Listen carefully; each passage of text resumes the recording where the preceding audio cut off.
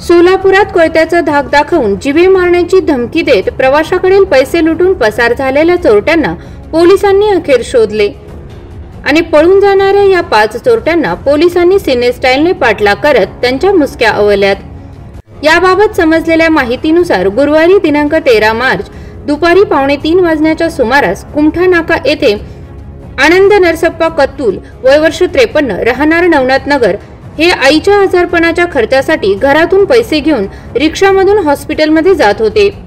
यावेळी संशयित आरोपींनी त्यांना मारहाण केली।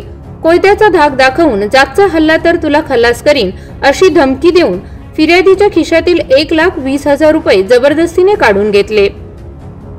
त्यानंतर रिक्षातील इतर प्रवाशांनाही संशयित आरोपींनी मारहाण करून आरोपी पसार झाले। हे संशयित आरोपी शासकीय मैदान कुमठा नाका येथे असल्याची गोपनीय बातमीदारांकडून माहिती मिळाली। यावेळी सदर बाजार पोलीस ठाण्याकडील गुन्हे प्रकटीकरण पथक येथे गेले असता 5 जण बसले होते। पोलिसांना पाहून ते पळत सुटले। त्यांचा पाठलाग करून 5 जणांना ताब्यात घेतले। गुन्ह्यातील गेलेल्या रकमेपैकी 65,000 रुपये व गुन्ह्यात वापरलेला कोयता जप्त केला आहे।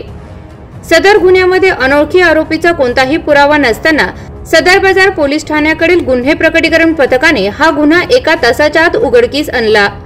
अन्य आरोपीच्या शोधासाठी पोलीस पथके रवाना करण्यात आली आहेत। मुन्ना मुर्तुज सय्यद वय वर्ष 27 राहणार विनायक नगर राजेश्वरी शाळेशेजारी MIDC, सागर विजय शिंदे वय वर्ष 20 राहणार भगवान नगर झोपडपट्टी, विशाल रमेश बंदपट्टे वय वर्ष 20 राहणार पोलीस मुख्यालया शेजारी भगवान नगर झोपडपट्टी, संतोष महेश हुंडेकरी वय वर्ष 30 राहणार पोलीस मुख्यालय भगवान नगर झोपडपट्टी आणि जयेंद्र युवराज जाधव वय वर्ष 26 राहणार अशोक चौक अशी अटक केलेल्यांची नावे आहेत।